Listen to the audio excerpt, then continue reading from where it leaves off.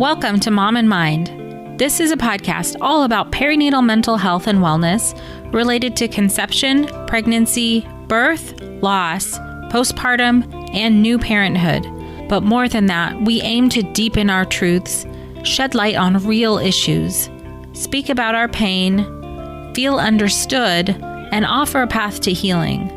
We raise the volume on these topics in hopes that someday everyone will have the support and information that they deserve before they need it. Please note this podcast is not a replacement for treatment by a professional or professional training. Welcome back to Mom and Mind. I'm your host, Dr. Kat. I remember the deeply shameful and embarrassing feelings that surrounded my postpartum depression and anxiety. I felt that I couldn't tell anybody what was going on, and not even my husband. I just felt like maybe this is what it was supposed to feel like, what's wrong with me, and if anybody really knew, they would judge me, especially because I'm a therapist. What didn't register for me at that time is that much of my internal experience was also internalized stigma. And from looking it up, stigma essentially means a mark of shame. So by having postpartum depression and anxiety and OCD, I would be shamed for it, like I had done something wrong. What I didn't know until later is that that experience would change my life for the better.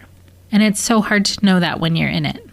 Our guest today, Dr. Walker Ladd, has worked hard to address the stigma of maternal mental health, and she'll be talking a bit about that today, as well as how some moms feel transformed by their postpartum experience. She'll also be talking about her amazing and revealing research and some very important books that she's contributed to perinatal mental health. Dr. Walker Ladd has been a thought leader in the field of maternal mental health care for over a decade. Her first book, Transformed by Postpartum Depression: Women's Stories of Trauma and Growth, was based on her research of the transformative nature of postpartum depression. She just completed a study of the stigma of mental illness for women diagnosed with a bipolar disorder the first year postpartum and is currently working 2 new studies about stigma. Her next book will be based on her project, When Postpartum Depression Grows Up: Reflecting, Researching, Reclaiming. Dr. Walker Ladd is the host of a new podcast coming up very soon, Rebel Research Radio, on Mental Health Network Radio, where she interviews leading women researchers about the art of research. Let's meet Dr. Walker Ladd. Welcome, Dr. Walker Ladd. Thank you so much for being with us. Oh, thank you so much for having me. Really excited to talk with you. You've done such amazing work in the field, and I've been sort of following you like a little fan in your work and what you're doing, following you on Facebook. And I'm honored to have you on here today because I think you have such an important voice in perinatal mental health and a voice that really needs to be heard. Oh. And I'm happy to share that with everyone here. Well, thank you. It's my pleasure. Yeah, so we'll get to some really amazing projects that you're doing. If you can, just start off by telling us a little bit about your work.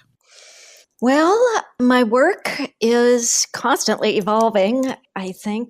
It started with looking at formal research, looking at postpartum depression in a unique way. And I was very interested to look at how the experience changed women. And my first formal research was through my dissertation. And of course, I had experienced postpartum depression with my son, unfortunately. And that really began an interest in learning more about not only how to get better, but what the actual experience was. And so I've always been fascinated in how women process things and experience things. And so that experience of my own postpartum depression really led to my, I want to say need, it sounds cheesy, but it was a need.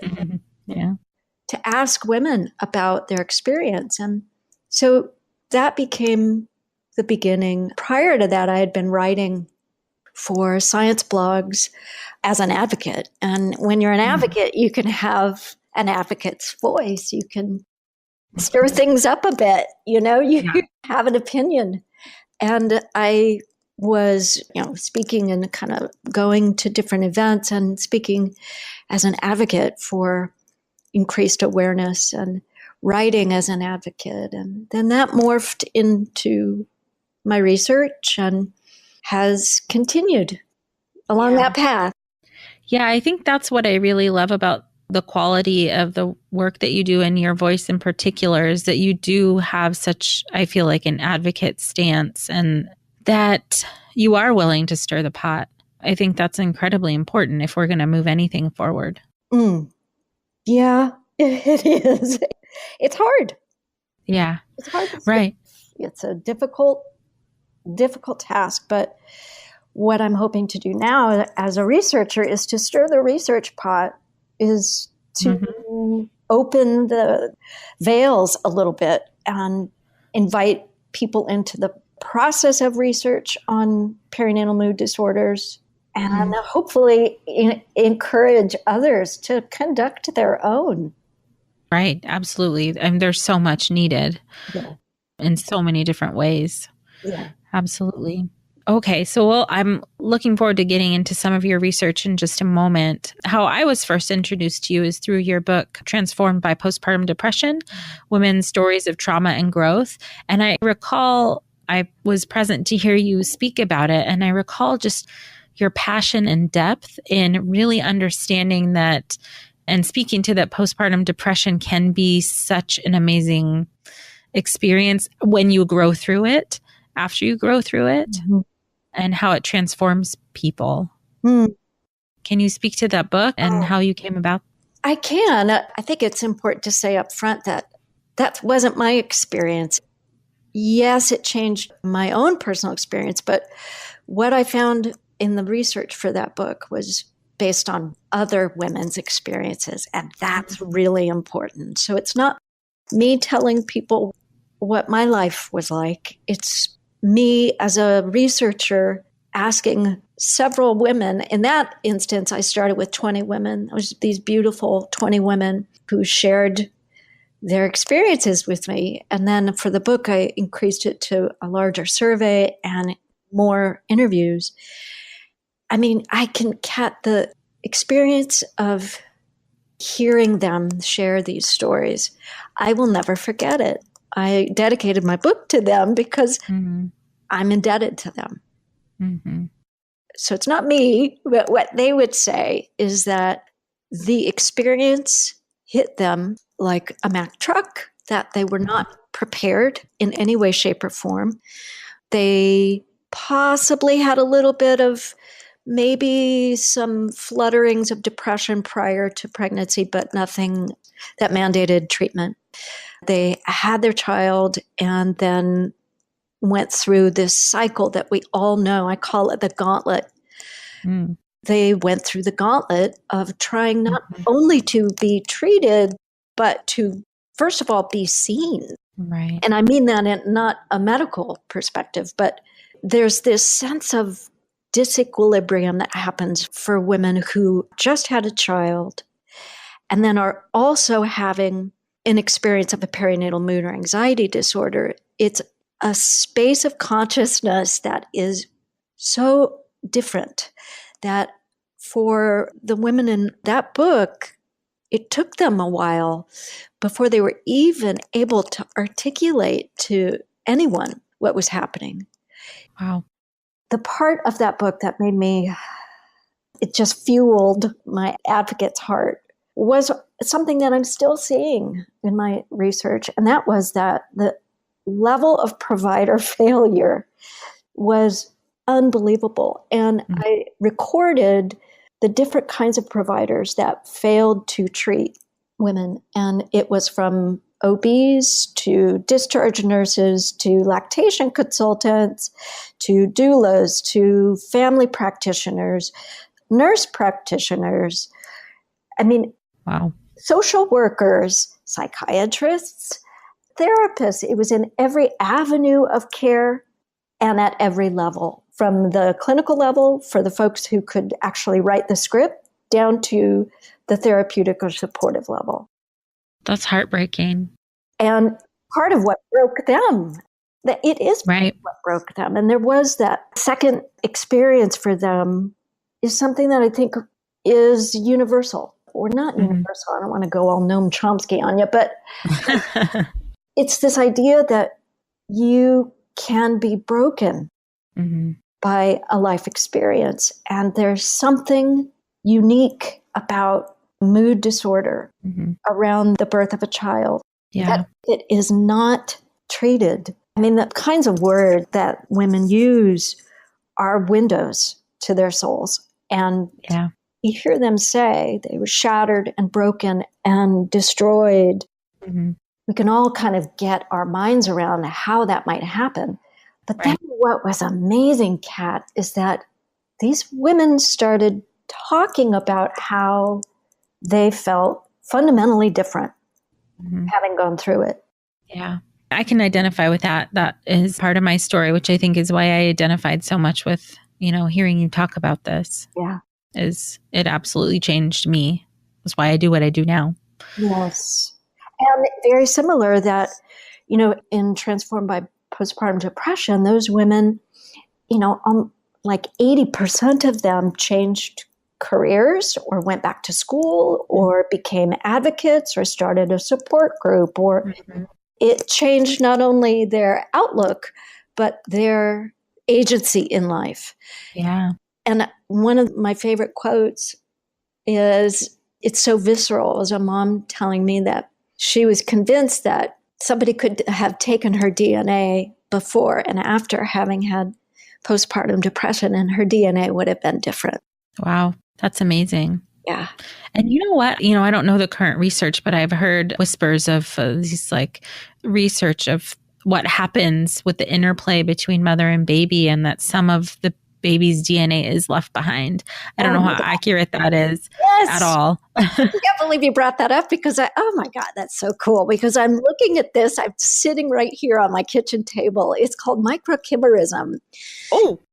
And I'm looking at it for my next book. And really? It's a real thing, Kat. Okay, good. I haven't looked at the research myself, so I didn't want to misquote it. Cool.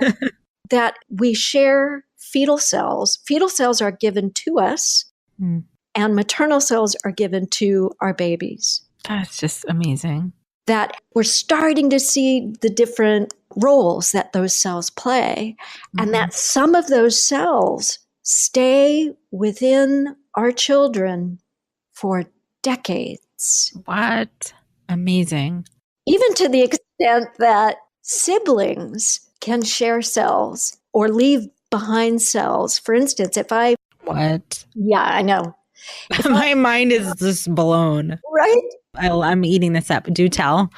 So if I have had a child and fetal cells from that child are still within my system and I get pregnant, I might share baby number 1 cells with baby number 2. And baby number 2 is born and walking around with DNA from their sibling. So cool. So cool. That it's just... Why I'm looking at this is because in this new research, women are telling me, I'm looking at how women who've gotten through any perinatal mood or anxiety disorder, how they remember it and how they describe it after 10 years minimum. So these are moms who are 10 years out at the minimum. Some have 20-year-old children. And sure enough, here comes this issue of this special connections. Those are their words. I have this special connection. And it was with the child with whom they had postpartum depression. So I started looking at the biological literature, and I'm now looking at this idea of sharing cells. And sure enough, there's some literature about part of the cells that the makeup of those cells are neurons. It's crazy. So crazy. Yeah. Because what women are telling us is that instead of attachment theory and Bowlby and Ainsworth and all these old cats telling us, and kittens telling us that we have to attach, my belief is that we are attached. In fact, we're maybe more attached. Right. Biologically, actually. Yeah. Literally.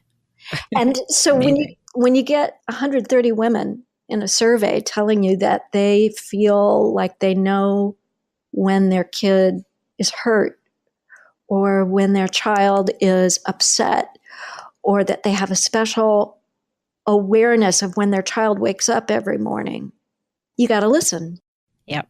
And the way they describe the love of their child, I'm excited because I think I'm going to go straight to Kindle, because I want the moms who are out there right now suffering and wondering what happens after this is all over. Mm-hmm. They need to hear from all these other women that the way they describe their love for that child is like shaking hands with God. Whoa. And I'm not religious. That's deep, Dr. Walker-Ladd. It is deep. In fact, that's what some of the words they use. Uh-huh. It's endless. It's boundless. One woman said, I can feel her in my breath. Wow. Oh, you're giving me chills over here. That's right? crazy. Yeah. Mm-hmm. So That's amazing. for new moms and new partners and the people who support them and the therapists to be able to say, read these words. Mm-hmm. This is part of you too. You might feel incredibly ambivalent now, but this is part of your experience too. Wow. So what is the name of this book and when can everybody get it?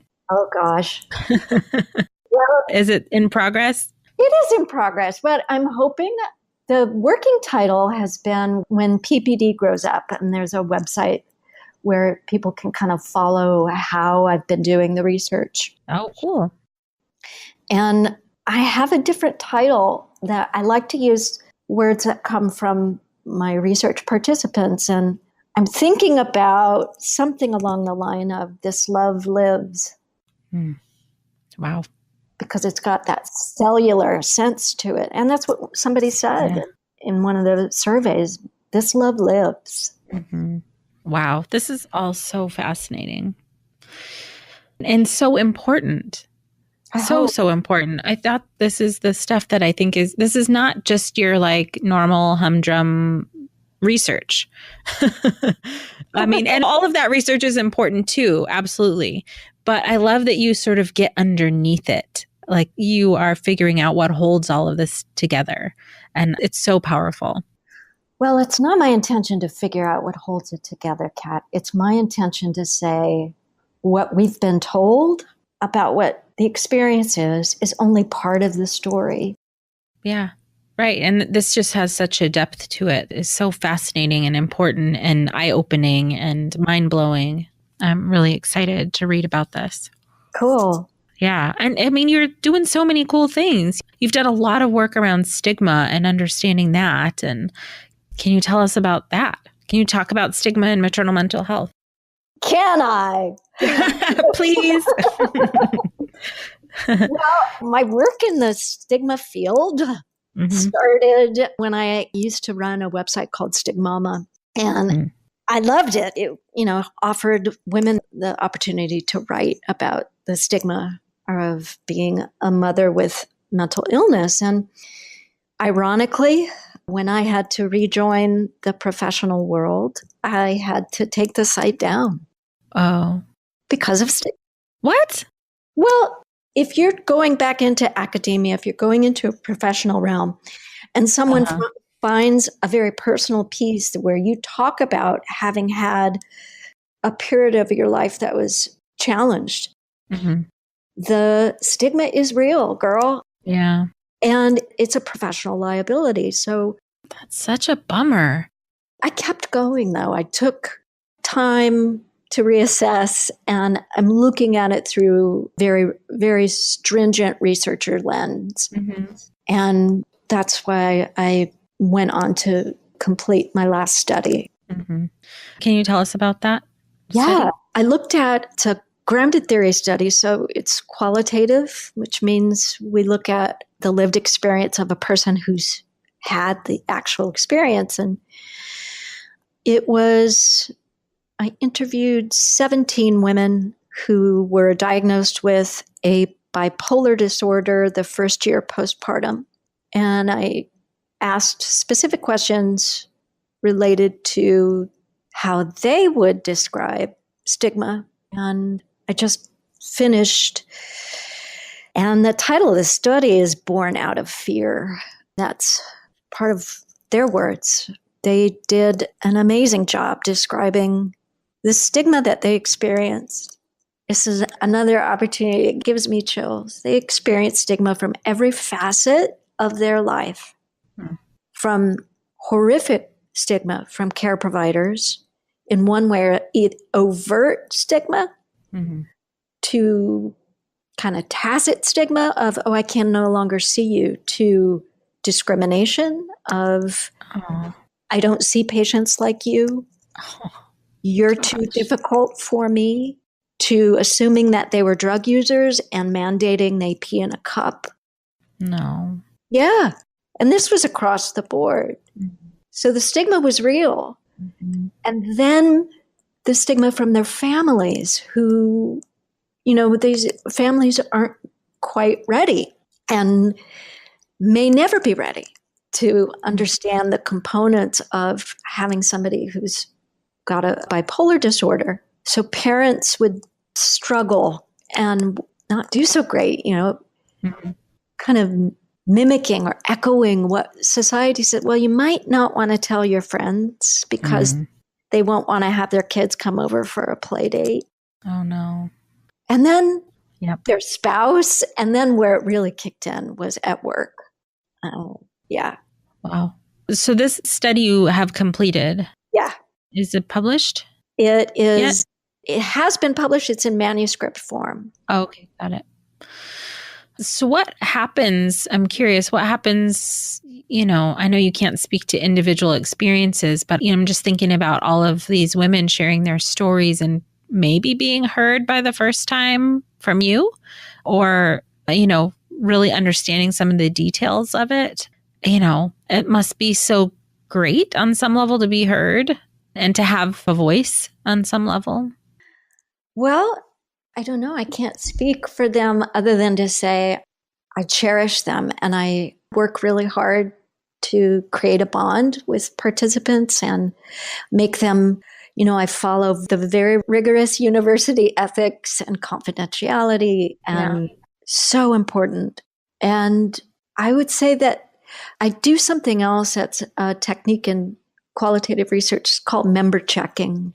And that's where after we have our conversation, I have the conversation transcribed and then I send the transcriptions to them to read before I start analyzing anything.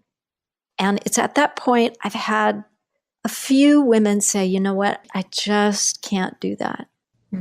After kind of reading their own experience, we have a conversation about it. Of course, they withdraw from the study. Yeah. But it brings them in, they're participants in the process. And that's fascinating. I'm not a researcher at all. So I love how just understanding the process that you're describing. And it's so important. I mean, like people who don't do research, when we're on the outside kind of looking in, we don't know what all goes into this. Well, see, I don't think that you're not a researcher. I think we all are. Every time you go on Google. Yeah. It's serious. Or you use, a navigator to figure out how to get somewhere. I mean, we all are trying to figure out what's the best solution to a problem. And I don't think that research should be tucked away in ivory towers. It just shouldn't. That's old school. No. Yes. I'm all with you there. And I have the same feeling about perinatal mental health things in general, which is part of why I do this podcast, is I don't feel like us as the doctor and the person, who's supposed to know, that we are the holders of this information, or that we should. My opinion is similar to what you've described. It should be out there for people to look at and to grasp themselves and to have their own relationship with it. Yes. So you are doing your own podcast, and it is based in research, correct? It is. I got the idea as I finished that last study, because the findings of that study on stigma of bipolar disorders, at the end of the day, these women experience stigma from every area of their life except one, and it was from their child. So when you look at the direction of stigma, It was like, one of those full-on assault of stigma from every area of their life. Best friends, coworkers, jobs, systems, you name it, but not their babies. Yeah. And I thought about how limited being able to publish research is. Mm-hmm. It's very housed in silos of traditional academia and had to take the publication to a peer-reviewed publication. And it's like, again, like you just said, this isn't rocket science. Mm. People should have access to know how to do this on their own. I mean, it's only rocket science if you're researching rocket science. Right. So point. I had participated in a podcast with friend and colleague Andrea Schneider, and it kind of picked her brain about it. And she connected me with some amazing women at Mental Health Network Radio. And yes, I'm starting rebelresearchradio.com. Woohoo! That's awesome. Yeah, I'm bringing on researchers. I'm bringing on people. We're going to talk about how we're told to know what it is we think we know. Yeah. And also some practicalities, like, what is good research? Is the Pew report, is that like, can I use that in a presentation? Or mm-hmm. in this era of fake news, there's a hell of a lot of fake research. Wow. Yeah, I bet. I hadn't really thought about that. But of course. Yeah. I mean, this is off topic slightly, but I was just working on a thing for one of my jobs, looking at the literature about the impact of telecommuting. Mm-hmm. And sure enough, I dig down this lit review and the dates are off and everybody's quoting this one study. And I go and I find the actual study, and they surveyed like 500 people, and the response rate on their survey was below 10%. Wow. So they published findings based on this tiny little fraction. Wow.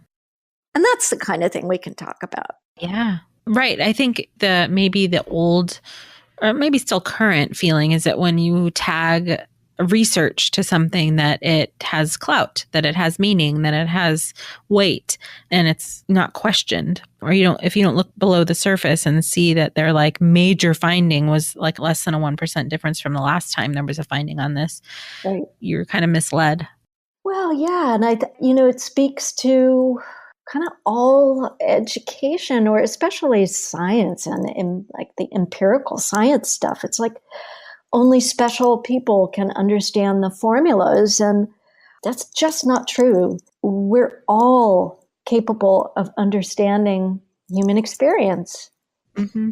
Not only that, we're thirsty and curious by nature. I believe this in my heart. Yeah, right. And we all deserve to have this knowledge. And I really appreciate, you just do so much cool stuff in the work that you're doing, and really bringing this absolutely necessary perspective. I'm really grateful for the work that you do and the work that you continue to do. And I will absolutely be listening to Rebel Research Radio when it comes out.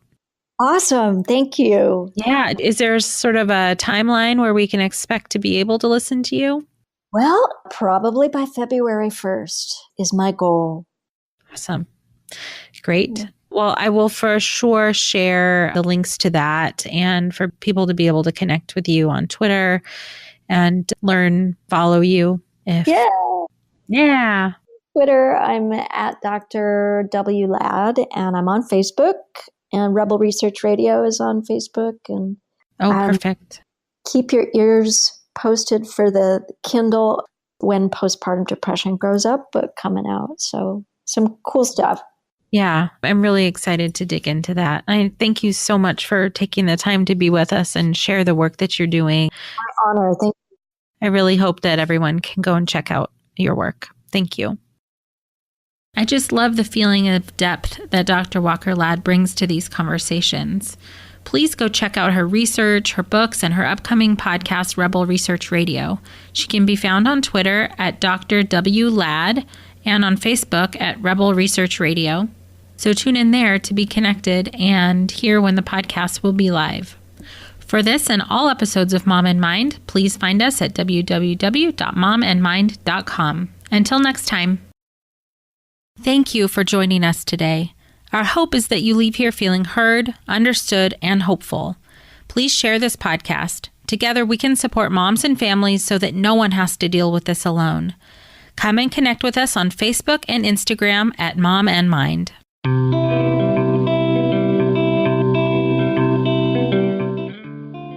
Thank you for joining us today. Our hope is that you leave here feeling heard, understood, and hopeful. Please share this podcast. Together we can support moms and families so that no one has to deal with this alone. Come and connect with us on Facebook and Instagram at Mom and Mind.